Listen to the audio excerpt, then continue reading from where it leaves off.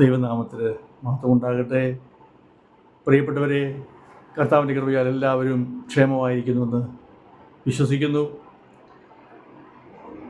നമ്മുടെ ദൈവത്തിന് ഒന്നും അസാധ്യമല്ല എന്ന് പിന്നെയും ഉറപ്പിച്ചും തറപ്പിച്ചും പറയുവാൻ എനിക്ക് സന്തോഷമുണ്ട്. കാരണം ദൈവം അത്ഭുതങ്ങളുടെ ദൈവമാണ്. അസാധ്യങ്ങളെ സാധ്യമാക്കുന്ന ദൈവം. നാം ചിന്തിക്കാത്ത നിലയിൽ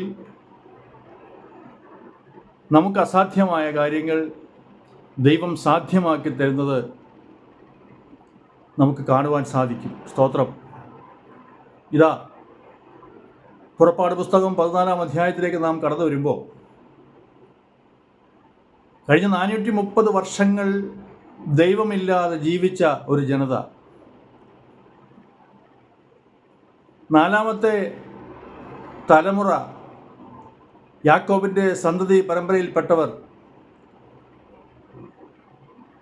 അവർക്ക് സത്യദൈവം ആരെന്ന് അറിയില്ലായിരുന്നു. മിസ്രൈമിൽ കണ്ട് പരിശീലിച്ച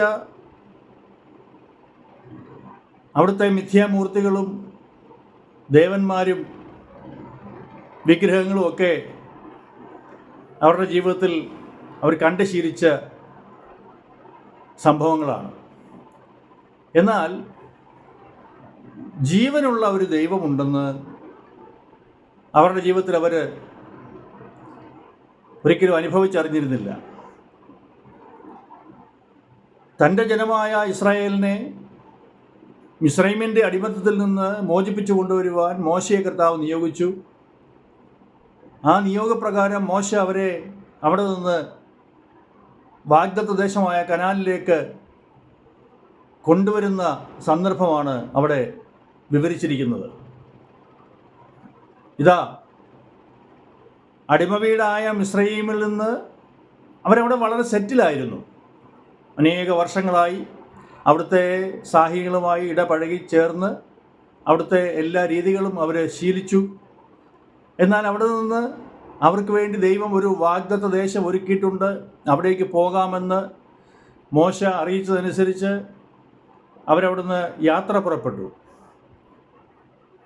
യാത്ര പുറപ്പെട്ട് കടന്നു വരുമ്പോഴാണ് വളരെയധികം തടസ്സമായി, പ്രതികൂലമായി ചെങ്കടൽ അവരുടെ മുൻപിൽ അലറി വിളിക്കുന്നത്. സ്തോത്രം.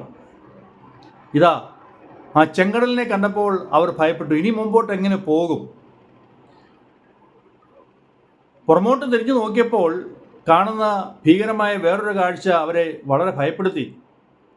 അതായത്, തങ്ങളെ തിരികെ പിടിച്ചു കൊണ്ടുപോയി വീണ്ടും അടിമവേലയിൽ വ്യാപൃതരാക്കുവാൻ വേണ്ടി ഫറവോനും അവൻ്റെ പട്ടാളവും കുതിരപ്പടയും രഥങ്ങളുമായി പിന്തുടരുന്നു.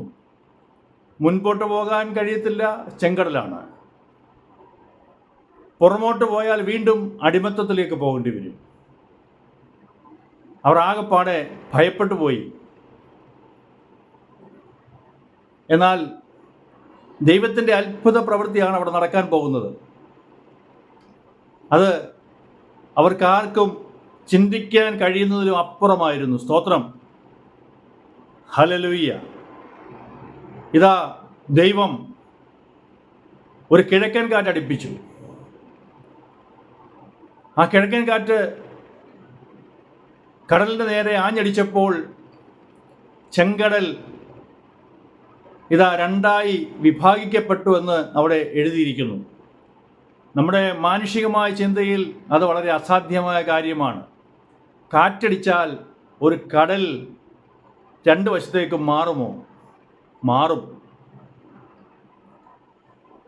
ഇതാ, ആ കാറ്റ് തുടരെ അടിച്ചുകൊണ്ടിരുന്നതിൻ്റെ ഫലമായി ഏകദേശം 30 ലക്ഷത്തോളം ജനങ്ങൾക്ക് കടന്നു പോകാൻ തക്കവണ്ണം ചെങ്കടലിൻ്റെ നടുവിൽ ഇതാ ഒന്നാന്തര ഉണങ്ങിയ പാത ദൈവം ഒരുക്കി.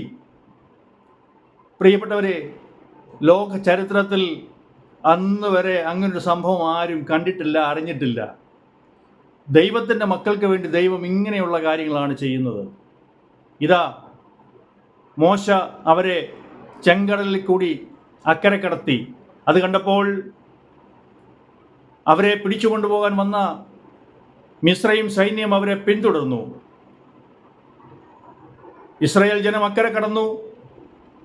അവരെ പിന്തുടർന്ന മിസ്രയീം ജനം സൈന്യം ചെങ്കടലിന് നടുവിലെത്തിയപ്പോൾ ദൈവം മോശയോട് പറഞ്ഞു, നീ വീണ്ടും നിന്റെ കൈ നീട്ടി ആ വെള്ളം പഴയ രീതിയിലാകുവാൻ കൽപ്പിക്കുക എന്ന് പറഞ്ഞു. സ്തോത്രം.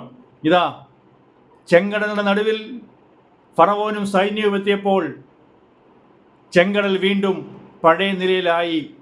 ആ വെള്ളത്തിൻ്റെ ഉള്ളിൽ ഇസ്രായേൽ ജനത്തെ ദ്രോഹിക്കുവാൻ വീണ്ടും പിടിച്ചുകൊണ്ടുപോകാൻ കടന്നു വന്നതായ മിസ്രയീം സൈന്യം മുഴുവനും ചെങ്കടലിൽ വെള്ളത്തിൽ മുങ്ങിച്ചത്തു. സ്തോത്രം. പ്രിയപ്പെട്ടവരെ, ഭയപ്പെടേണ്ട, ഉറച്ചു നിൽപ്പീൻ. യഹോവ ഇന്ന് നിങ്ങൾക്ക് ചെയ്യാൻ പോകുന്ന രക്ഷ കണ്ടുകൊള്ളുവീൻ. അതെ, ഒന്ന് ഉറച്ചു നിൽക്കുവാൻ കഴിയുമോ? നിങ്ങളുടെ പ്രശ്നം എത്ര വലുതുമാകട്ടെ, പ്രശ്നത്തെ കണ്ട് ഭയപ്പെടാതെ പ്രശ്നത്തിൽ നിന്ന് കരകയറ്റുവാൻ കഴിവുള്ള ഒരു വലിയ ദൈവം ഉണ്ടെന്ന കാര്യം ഹൃദയത്തിൽ ഉറപ്പിക്കുക. കാര്യം എത്ര വലുതുമായിക്കോട്ടെ, ദൈവത്തിനൊരു കാര്യവും അസാധ്യമല്ല. ഭയപ്പെടാതെ ഉറച്ചു നിൽക്കണം, ദൈവത്തിൽ വിശ്വസിക്കണം. ദൈവത്തിനൊന്നും അസാധ്യമല്ല. ചെങ്കടലിനെ വറ്റിച്ച് തൻ്റെ ജനത്തെ രക്ഷിച്ച ദൈവം. പ്രിയപ്പെട്ടവരായ എൻ്റെയും നിങ്ങളുടെയും ഓരോരുത്തരുടെയും ആവശ്യങ്ങളുടെ മുഖത്ത് നമ്മെ ലജ്ജിപ്പിക്കാതെ, നമ്മെ പരാജയപ്പെടുത്തുവാൻ പിന്തുടരുന്ന ശത്രുവിനെ തകർത്ത് നമുക്ക് ജയം നൽകുവാൻ കഴിയുന്ന ഒരു ദൈവം നമ്മുടെ കൂടെ ഉണ്ടെന്ന് ആമേൻ ഉറച്ചു വിശ്വസിക്കുക. ഇന്ന് ജീവിതത്തിലൊരു അത്ഭുതം നടക്കും. ദൈവത്തിന് സ്തോത്രം. വിശ്വസിച്ചാൽ ദൈവത്തിൻ്റെ മഹത്വം കാണുമെന്ന് കർത്താവ് നമ്മളോട് പറഞ്ഞിട്ടുണ്ട്. ഇന്ന് നമുക്ക് അത് പൂർണ്ണമായിട്ട് വിശ്വസിക്കാം. ഈ വചനം നിങ്ങളുടെ ജീവിതത്തിൽ അനുഗ്രഹത്തിന് കാരണമായി തീരട്ടെന്ന് ഞാൻ പ്രാർത്ഥിക്കുന്നു. ആമേൻ. കരിസ്മ പ്രയർ മിനിസ്ട്രിയുടെ എല്ലാ പ്രാർത്ഥനയും പ്രിയപ്പെട്ടവരാ നിങ്ങളുടെ ഒപ്പമുണ്ട്. ദൈവം നിങ്ങളെ ധാരാളം അനുഗ്രഹിക്കും. ദൈവം നിങ്ങളെ ഹല്ലേലൂയ ആമേൻ പിന്നെയും അനുഗ്രഹമായി വഴി നടത്തും. ദൈവത്തിന് മഹത്വം കരയറ്റാം. ദൈവം എല്ലാവരെയും സഹായിക്കട്ടെ. God bless you. Thank you.